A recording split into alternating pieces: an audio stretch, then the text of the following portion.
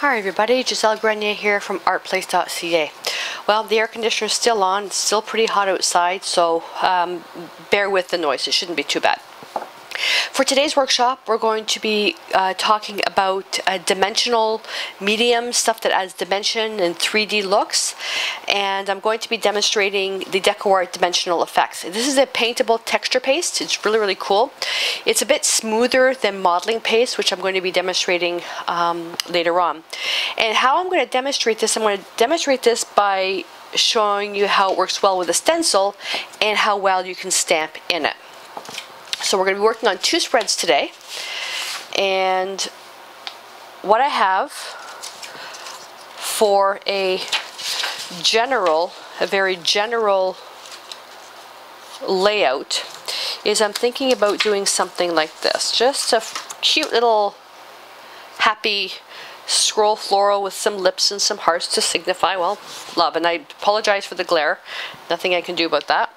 And then this one here will be an M with a little butterfly, and then I will stamp some music notes into the M, and I can have a little one here, and then, or I can do the butterfly in here and then the music note on the stencil butterfly. Not sure yet, so I've got a few options.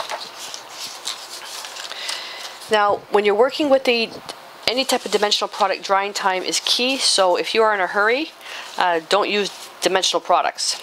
So I'm going to put this aside. Basically, I let this stuff dry overnight. Now for colors, that's for the other project. For colors for this one, I brought out some colors. I'm not sure if I'm going to use them all. I'll have to see how it works. I've got titanium white, ultramarine blue, naphthol red, permanent alizarin crimson, and red violet. These are the traditions. And the extender and blending medium, because I want to make some of this stuff really transparent. Once we stencil this, you can actually paint it after the fact, or you can mix a little bit of paint right into it. I'm going to paint it after the fact. But what I also want to do is I also want to prep the surface. So I'm going to put that aside. And I'm going to paint this a pretty pinky color. So I'll put the paint right on the side here.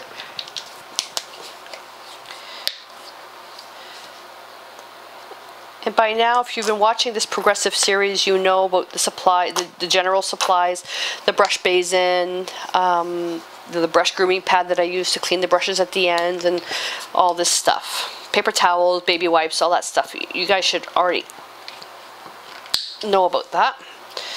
And if you don't, you would need to kind of go back to the beginning. Alright, so let's see. If I want to do a really nice wash, and I'm going to go to something soft. I'm going to use my fusion brush and paper towel.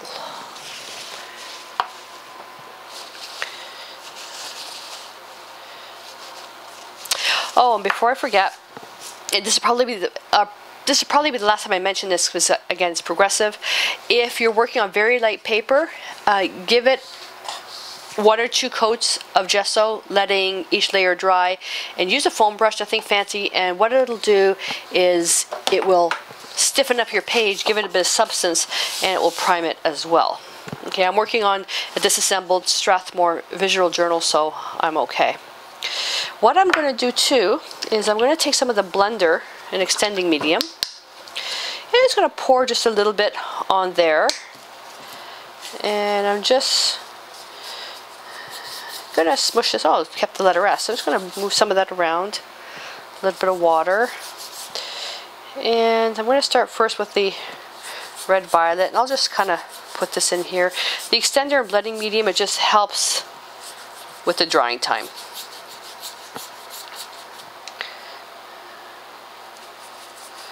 And I'm actually going to put a little bit in here, especially when I have the air conditioner on.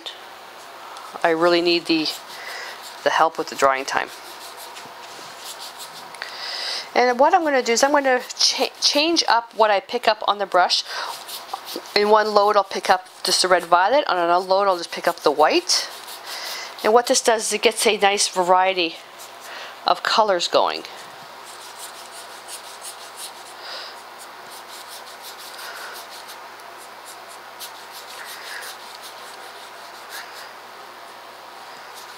Okay, nothing terribly exciting right now. I'm just getting the background started.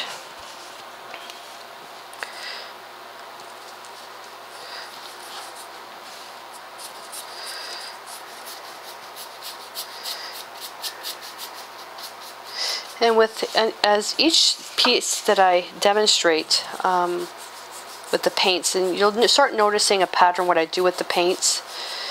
Like with if I want a really, really soft dusted look, I'll use a mop brush to soften the brush strokes. If I want a rough look, I'll just leave it the way it is, or something on that brush.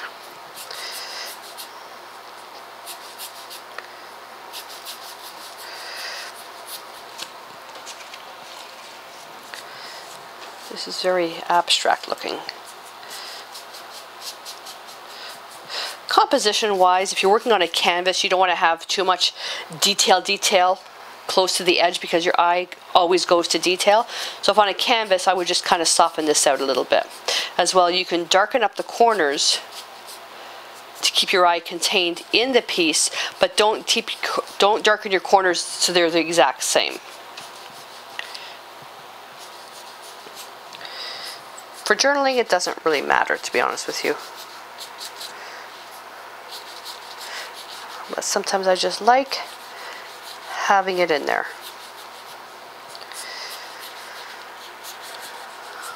Okay, so now if I can just grab my mop brush. I got a whole bunch of new mop brushes, and this is already dried, so there's not a heck of a lot I can do at this point. But I do want to show you, so let's go back with some white. Putting a lot of paint down now.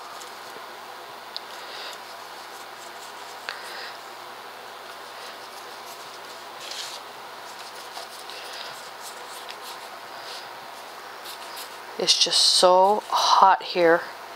It's unreal. Okay, so let's try this. So where the colors, the wet colors are together, you just circle, circle, circle, or do X strokes, and look how soft they get.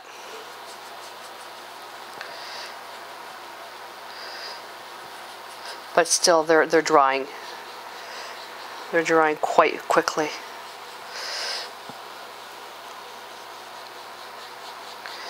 See how soft that's getting? It almost looks like it's an airbrushed effect. But this demonstration isn't about how to make stuff look soft.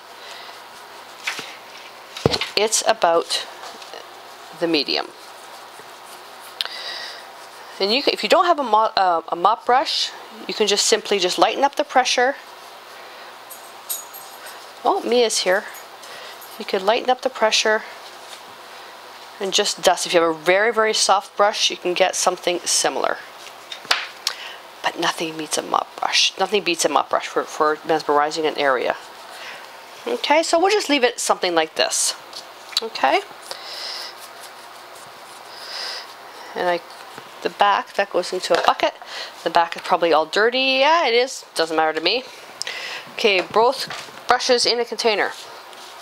This has to dry, but it won't take long, obviously. And what I'm going to do in the meantime is I'm just going to clean up this area right here. And when you're doing your stenciling with the dimensional effects, one thing you have to have handy, if you're not close to where you clean your brushes, you need to have a container of water at the ready. Because the dimensional pieces, a lot of them are made to be very, very adhesive, so they'll stick on almost any surface. In saying that, if you stencil with them but you don't clean your stencil right away, the stuff will be very, very difficult to come off. I had trouble today. I let it sit for I had put it in my bucket, but it hadn't submerged in the water, so it sat for about 15 minutes. Even with 1000+ stain remover, which is also known as winning colors, I had to get my palette knife and scrape it. Okay, so just to save some time, let me just hit this with the heat gun. And I like doing this when I'm filming when Mia's in the room. It just helps desensitize her to all this stuff.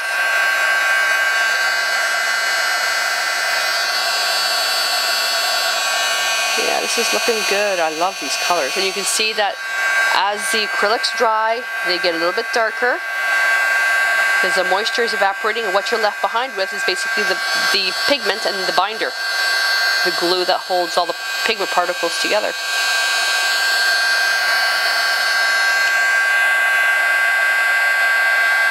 There we go.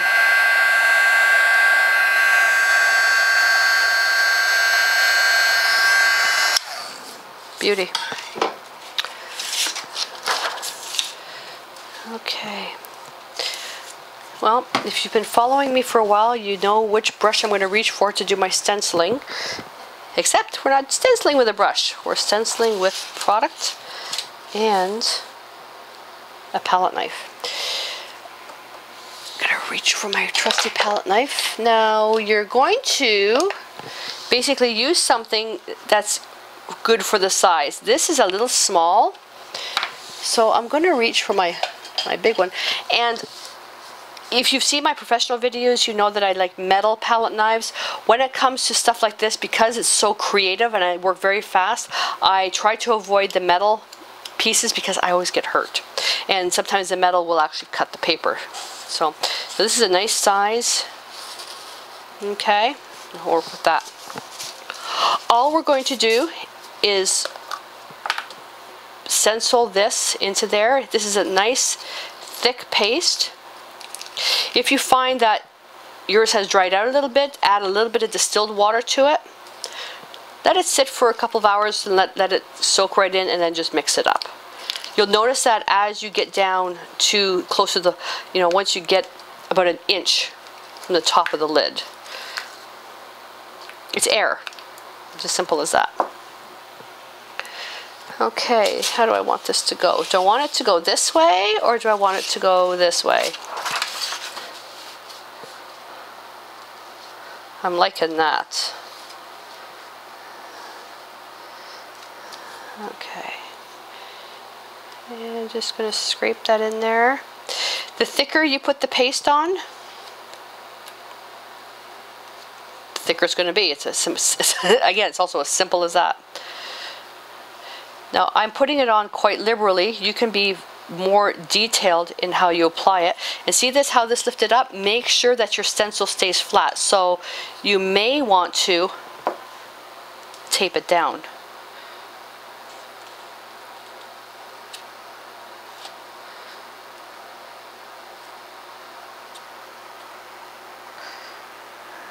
And just go to do this.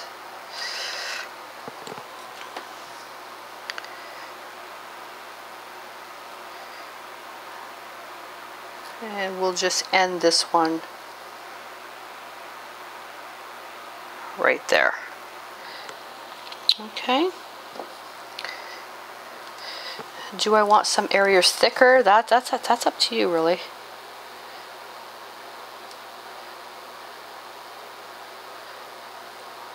That's up to you how thick you want the area.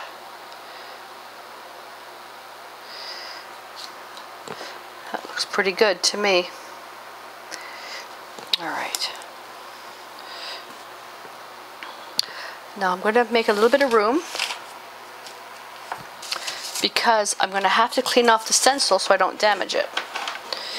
So I'm going to lift straight up, okay, and make sure that it doesn't shift.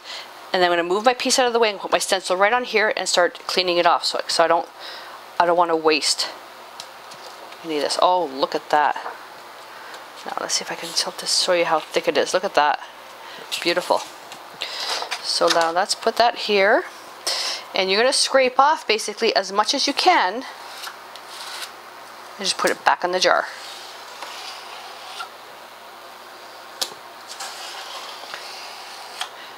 Like, look how much I'm recovering. I can tell I didn't clean the stencil very well. I'm picking up some paint. Now, I am going to lift the stencil up. I'm going to go, oh, look at the nice effect.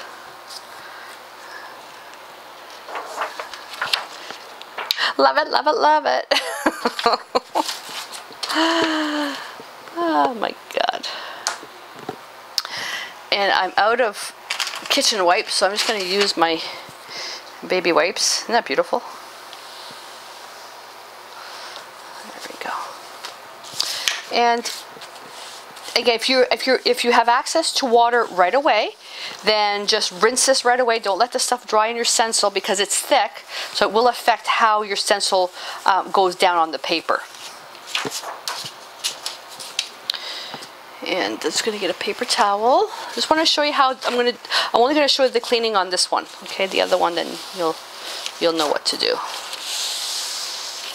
And if you have a delicate stencil, then of course be careful. This is, what is one? This was Floral Breeze. This is a Decor stencil. You can tell that I didn't quite clean it right. Okay, you're going aside, and I'm going to get the other little stencils. You can let this dry and then stencil the rest, or you can just go ahead and stencil as you want. So I can do this. I'm going to actually turn this around. No, I want to put this here. I'm still going to turn it around. I don't want to wait for it to dry because, it's, well, for me it's just inconvenient. I'll just do it all at the same time. Do I want the little heart? Well, that's up to you. You can if you want. You don't have to.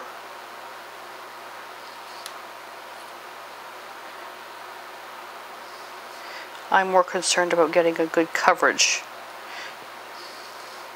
There we go, lift it up. Beauty. I'll show you how thick that is. Look at that. You can sand this stuff as well.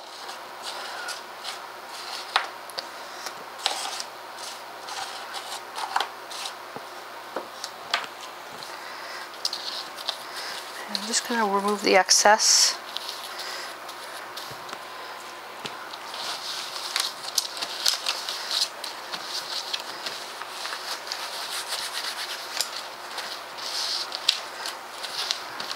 Okay, put you over there, and now this one's going to be a bit challenging because it doesn't quite fit. Do I want it straight? Do I want it at an angle? Oh, an angle might be cute because this is on an angle, that's on an angle. Would I want this to be the only thing that's straight? But that kind of looks pretty, doesn't it? It being straight. Well, let's see how we can work this out. So I should let this dry, and then I can lay the stencil flat on top. But you know what? No guts, no glory. So let's see what happens. There's nothing gives you another adrenaline rush when you're experimenting on camera and you don't have time to do, well, I don't do retakes on this stuff. What you see is what you get, mistakes and all. And there is one of the experiments that I was doing, the crackling, it didn't work. I'm going to show it. Better you see it. Beauty. Look how thick that is. Isn't that nice? Okay, let's put you here. Better you see the mistake so you don't make it yourself, or alter the steps. That's really all you need to do, just alter the steps. Alrighty.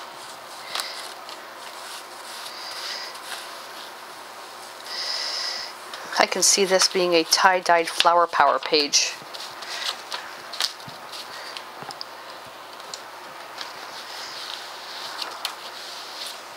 And as you start getting down to, when you're finished the Book of Days, you will find that you'll have your favorite mediums in that. I'm using the Decor products, well, first of all, because they're fantastic.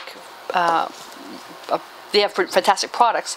I'm a helping artist, and what that is, I I help people learn how to use the material. It's just, and I use line nickel brushes because that's my thing. I love their brushes. Every artist has their favorite material. So you'll get there too. Okay, we'll put this aside. Actually, there's the one sticking up here. I'm just going to flatten that down just a little bit. I just don't want it to break off because it is very, very thin. It will make for some nice texture when I paint over it. Okay, so look at that texture. But again, you can sand it if you want. For this one, we're going to stamp into this one. And I need to put this aside. Okay, what color are we going to start off with? You know what? I used the wrong colors. Yeah, I used the wrong colors. Oh well, nothing I can do about it now. Then if that's the case, then, well, might as well just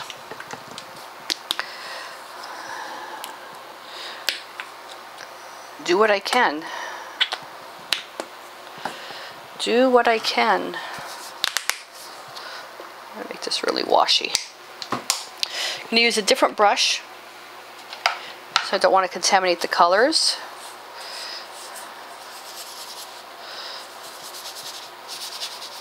This is not the brush I want to use. Where is it? There it is. A fan.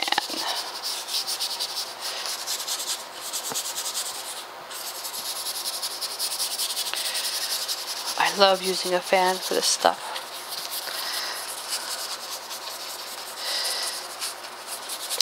And the reason why I didn't mix the medium directly into the paint on the palette, because I wanted to be able to, as I'm doing this, I'll pick up some areas will have more paint, some areas will have more medium,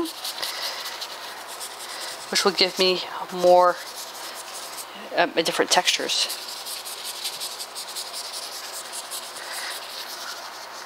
Now let's see if that mop brush technique will work. Yep, there we go.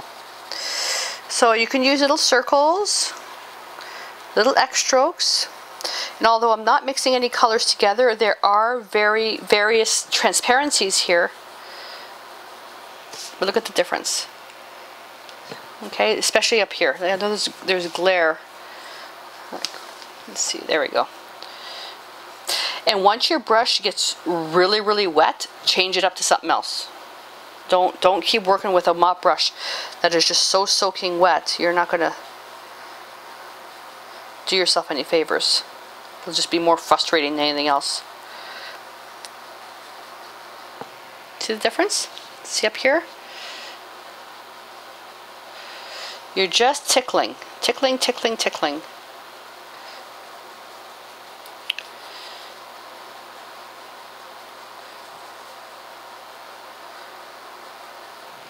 There we go. How beautiful that is.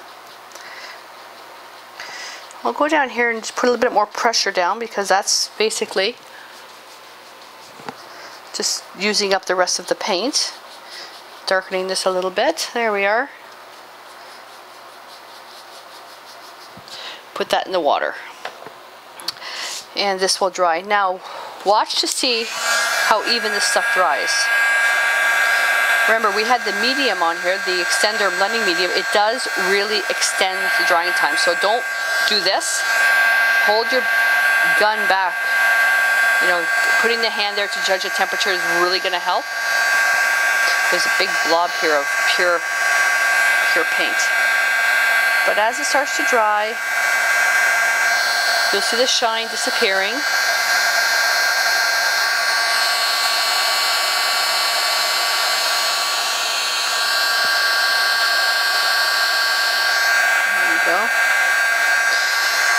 So what I'm going to do, because it's getting really warm in here, I'll just let this air dry. I'm going to move this aside.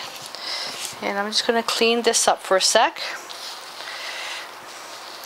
So now we're going to basically do what we already covered. You're going to stencil. Okay, you're going to stencil on the surface, and then we're going to stamp in it. For this exercise, you must have a bucket of water handy to hold. Would it help if my bucket of water actually had water in it? You must have water handy. Yes, I could get up and get some water, but I'm so hooked up with wires right now for filming. Okay, so see how I'm just soaking these brushes? What I'll do, you can't see it on camera, but I actually let them drip like this. That way they're soaking wet. Yes, they have paint in them, but they're soaking wet. And I can always just do this and go back. And I can let them sit like this for half an hour while I'm still working. It'll just give me some time before I have to clean them. So let's put these over here. And your stamps need to be able to fit inside the bucket.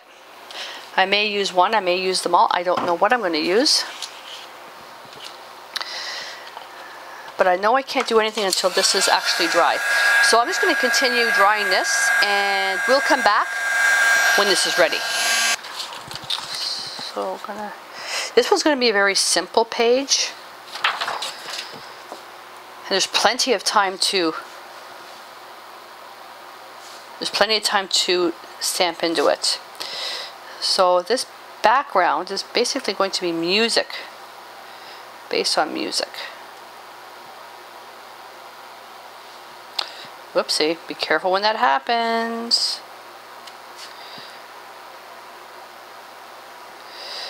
If you've made your own cardboard, or if you have die cuts that you can make a stencil out of a die cut, especially if it's out of cardboard or chipboard, yeah, that'll be nice. I was contemplating using my own homemade stencils, but they're made out of like household material, like bacon packaging and stuff like that, and it wouldn't hold it very well. And the die cuts that I have out of paper is it's too thin. Just turn this. So you can make it as thick as you want, just level it out. Again, remember, you can sand this. What I'm trying to do is make it as thick as possible, but as even as possible, because like I said, I want to do some stamping in this. If you've done drywalling before, you know the taping that you do and you have to how to make everything nice and smooth? It's the same thing.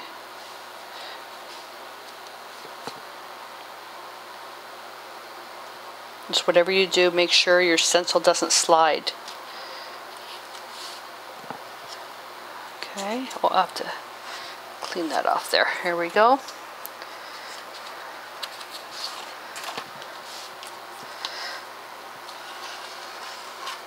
If you have another journal page you want to do this on, do your cleaning on top of that journal page. That way you get to reuse the product right away. This I'm just, and that's what I would do, but for the sake of saving time for the camera, all I'm doing is cleaning.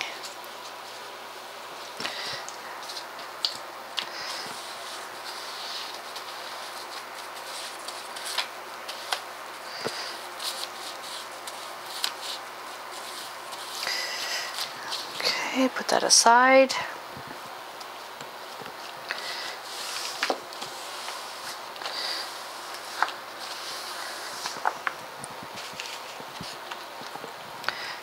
Get another baby wipe, and I'm just gonna clean that up a little bit. There we go.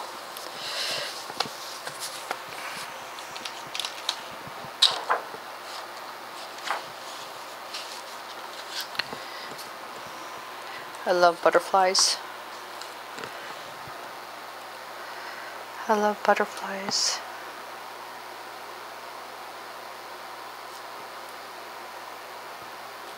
This one's a great stencil to work with because there's so much room. I don't think I can get any more perfect than that. Ooh. Just fold you over. There we go. Okay.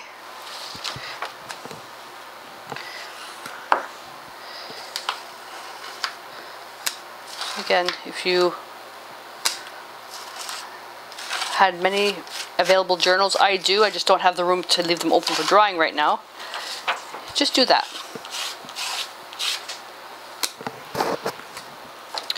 That big thunk that you just heard was Mia just flopping to the floor. She played with a little Scottish Terrier this afternoon for 45 minutes. The Terrier actually wore her out, and that's a first since we've had her. It's so cute. There we go. Put that one aside. Oh, okay. Well, guess what we have to do now? Let the stuff dry. This, with how thick this is, this will take probably about 24 hours, but I want to stamp into it first. So the other one, stamp into this one too. Do I have, oh no, I only have, ooh, I got paint all over my stamp. I can take the little music symbol, I can just, okay, this immediately in water. You can't let it sit in water very long because you've got glue on there. Now, flatten that out, and I'm just going to drop the stencil on there. I've never used this stencil for this techniques, or this stamp for this technique, so I have no idea how it's going to work. And you want to lift straight up.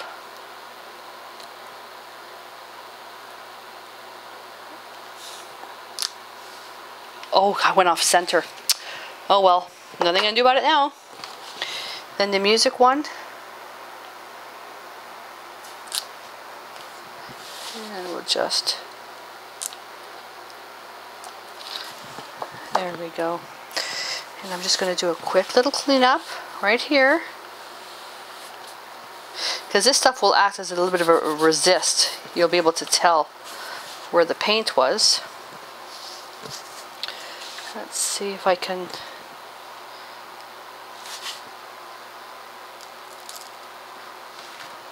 That's not bad. And then that one in water as well. So I will come back tomorrow when this is dry. We'll paint it and then we'll see what we have. Now keep in mind as well, these are just background demonstrations. Later on we're actually going to combine techniques to actually build stuff. This page here, when I get to collage, I will actually collage music paper and then do this on top of music paper, which is really, really cool. Okay, I don't know if you can see that. There we go. But the butterfly is off center. And then you've got the music notes. Music notes are a little bit fine for this. There you go. And then this one here, I just got the little music note here. Okay, so let this dry, and I'll see you in about 24 hours. All dry now, so now let's work on this. So I've put out some colors. I've got Perignon Orange and Phthalo Blue up here, Ultramarine Blue, Permanent Alizarin Crimson, and Naphthol Red. And I also brought out some brushes that I can't use anymore for detail work, but I still use for really rough work. And it's a number 4 and 8 round. These are the soft grip gold Taklon brushes, and then a number 8 shader, okay, which is really worn down. I'm going to use these dry. Okay, I'm not going to dip them in water first because these brushes are already kind of ruined.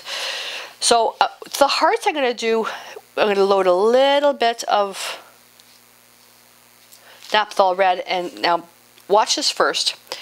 If I put a little bit of red on here, and I'm getting some red on the actual paper, Okay, and then basically I would have to get a baby wipe and I would have to wipe it down like this, and the area is very small, but yeah, it did come off. I can actually pull a little bit more off. Okay, and we're done.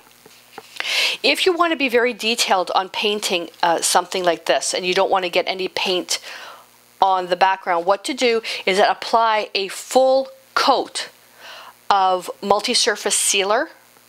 Okay, some type of sealer over the whole thing, and then when you paint this, you'll be able to wipe it back.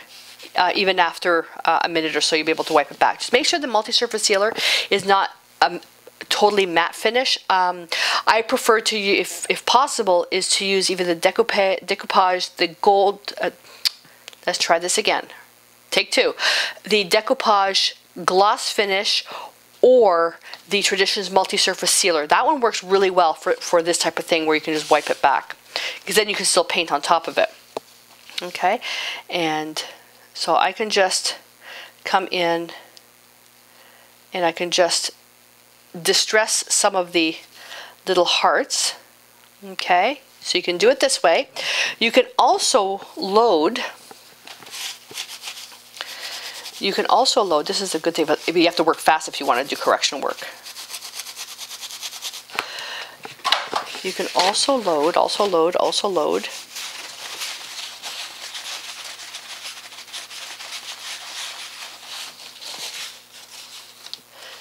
a shader brush for really small areas.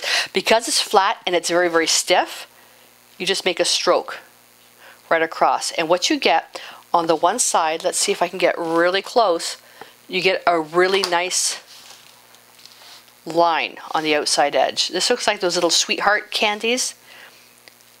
Well, they look like sweetheart candies that I had when I was a kid.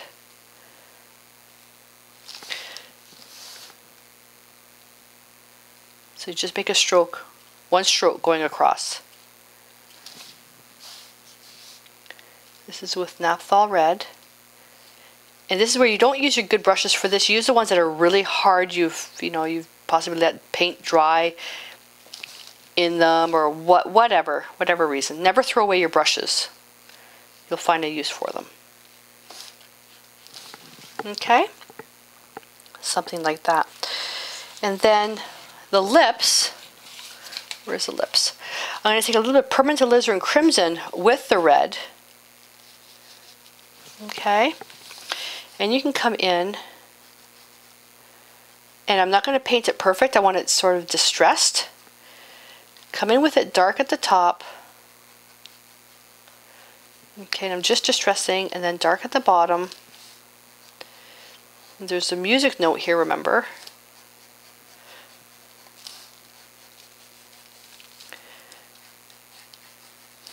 Okay, come in now with just a little bit of Naphthol Red. Dirty brush, a bit more right on the bottom. Oh, that's too much paint, way too much paint.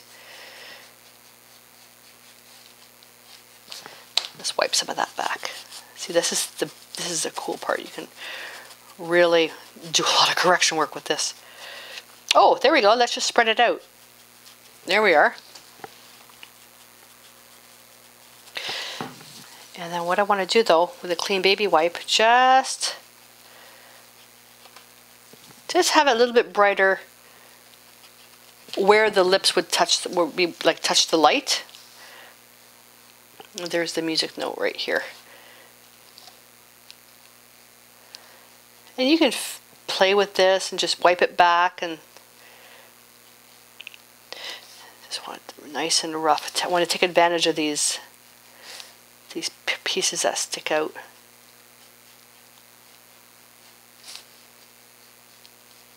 There we are. Look how cool that is. Let's back it out. You need to see the whole piece. There we go. How cool is that? With a larger brush, you can also go into whatever color you want. I can go in with a little bit of phthalo blue and a speck of orange, which will really neutralize it. And I come in and just do a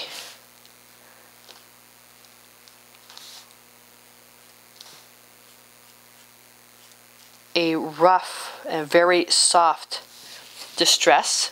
This is a dry brush, like so.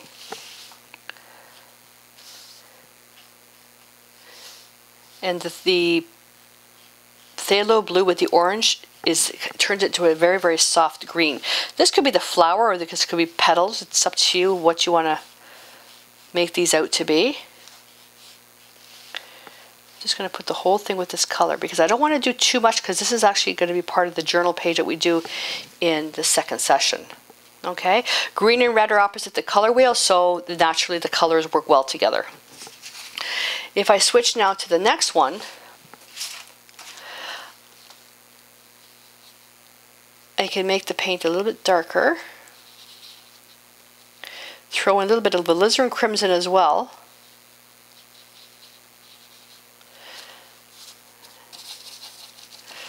And then I can do the same thing here. I'm just going to go over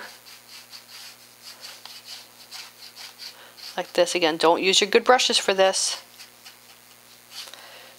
This is where that stamp of the butterfly was put in.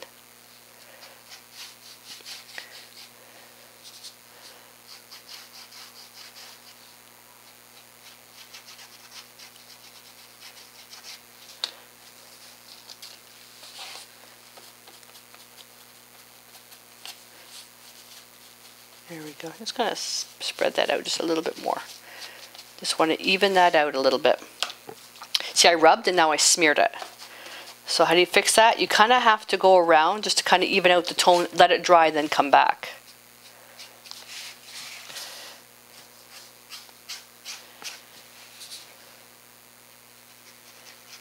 The key is just not too much paint. There we go. Look at that. Keep it light, because you can always add more later on when you're decorating. And this really isn't a background per se. This is more of the decorating, but it does make for a great theme for a journal page. Sometimes when you're stuck where you don't know what to do on a journal page, but you want to create something, you just flip to a background that says something to you. But if you already have something already there that kind of is set up, that'll help. Let me come in now with a little bit of ultramarine blue and a little bit of permanent alizarin crimson, just to make a nice purple, nice violet.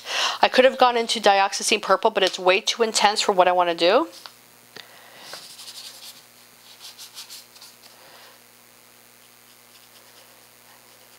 Just go over, just lightly, just going over that, just light. If you like the effect of something, but you want it darker, let it dry, then you can always go back and add more. And some of you may find that your strokes going one way are better than strokes going another way. That happens.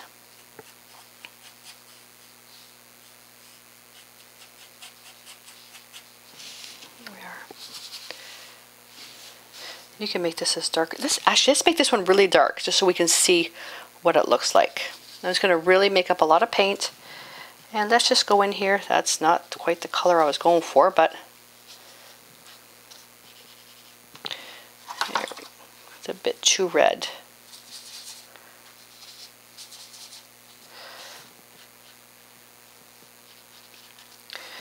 I'm just going to put a bit of paint like that. And then I'm going to really get my brush nice and wet, and then you just kind of spread out the paint.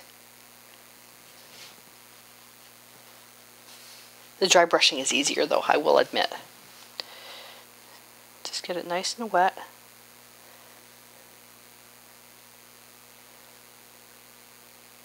Try not to go past the edge though, because then you'll get some on the paper. But then you already know now from me explaining it to you what you can do.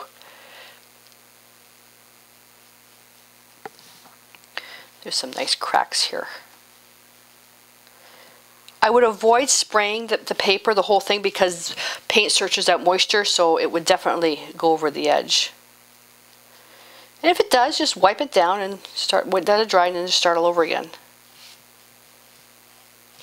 My brush is starting to dry out, so I'm just going to borrow. This is the one with the music note stamp in it. You really can see it now. You really can see it now. You can really see it now. My goodness. It's Friday.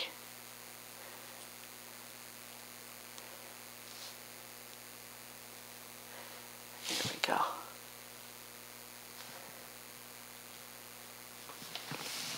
How pretty is that? You can see the music note stamp. And with this, if you like the way it is, fine. If you want it even darker, then you can make it a little bit darker. I can go in with the mixture here that's a bit more on the red side. And I can just come in on the bottom with a little bit of paint. Now pick up a little bit of water and just kind of drag that out. Just make sure that you don't let it dry. And when you fade it out, you can lightly come in this way. That way, just a little bit darker on the bottom. Just a little bit. And I can come in a little bit more paint. Just be careful how much you put down. And then you gotta work with it. Not saying you have to work with it. You can leave it the way you want. But for me, I want to work that out a little bit. Right into the butterfly, like so. And this one you can do it the other way. You can make the dark part here.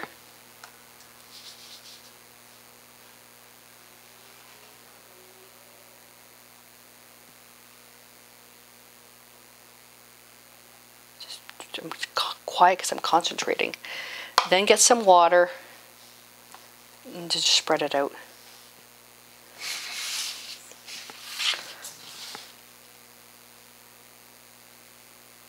See the difference of value, dark to light?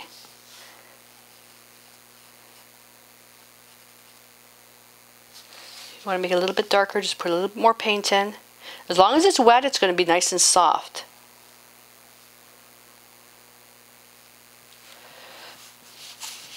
Same thing here. A little bit more. Okay, water in the brush and just bring it right up. This one's a bit more challenging because it's quite thin at the top. Just take your time. There we go. This one here is spread out onto the paper. It's not a terribly big deal, but I'm just gonna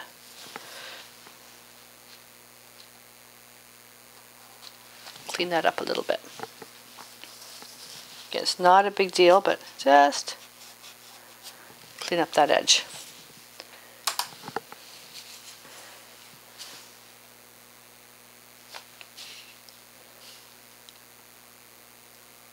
And there's some areas that you can enhance. I'm just using the blue now. If you're really careful, you can pick some spots and just really shadow that.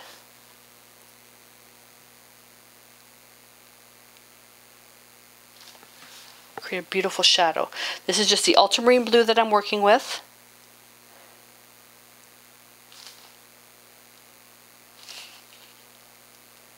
Like I said, you don't have to do the whole thing. You can basically decorate it as much as you want. I'm going to get a little bit of water. Go beside. There's that gradation where it goes from shadow to mid-tone. Now I'm not going to do a formal art lesson here on the properties of color, you know, with values and stuff like that. But when you shadow, make sure that your shadows are consistent. Don't shadow this side, then this side, because it won't make any sense. Let's make this a little bit darker.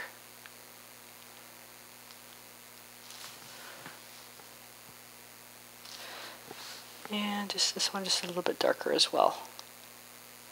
There we go. How cute is that? Now let me just move this aside. And let's zoom out and see what we have here. So basically the same product used on both pieces, but just showing you different things that you can do with it, with the way that you can apply paint, the way you can dry brush. You can use a flat brush, you can use a round brush, you can use whatever you want. I can turn around then right on top of this if I wanted to come back in with some orange and put orange back on top of here. Even though there's a layer of paint on there, if I don't like it, come back and just try to wipe as much of it as I can off of there. The faster the better, because it will dry. Okay, same thing with this one. If it's a little too distressed for me, I can come in and see if I can take it. There is some coming off. This I can spray with a little bit of water, wait a few seconds, and I can come in. And what hasn't soaked into the paintable texture, you'll be able to get it off. And it really, oh, here we go. You can really see that music note now. But use like these baby wipes, I'm a little disappointed that they didn't turn out as nice as I was hoping, like they were the quality I was hoping. So I'm gonna go back to using my Huggies. There we go. All right. So that turned out really, really nice. And this one here, you've got the music notes. You can come in and you can distress. When you distress, be careful how much you wipe off. Just pick certain sections. This one here, I can just pick here and just go straight down. Okay, emphasize the butterfly. So you can do a lot with it. So although this is a little bit more than more than just a background, because you can do this on an existing background we've already done, which we are going to do in part 2. At least it gives you an idea that you can create backgrounds with like this. And if you're stuck for ideas when you're ready to create a journal page, you can flip through this, you go, okay, let's do something like this. Okay, you use this as your theme. So there we go. So that's it for this. And it's Friday. I'm going to see if I can get the weekend off, and then I'll start doing some more backgrounds. Well, if it rains, I'll be doing backgrounds this weekend. If it doesn't rain, it's a long weekend. Maybe I'll do some backgrounds on Monday. But either way, I'll see you next time. Stay inspired.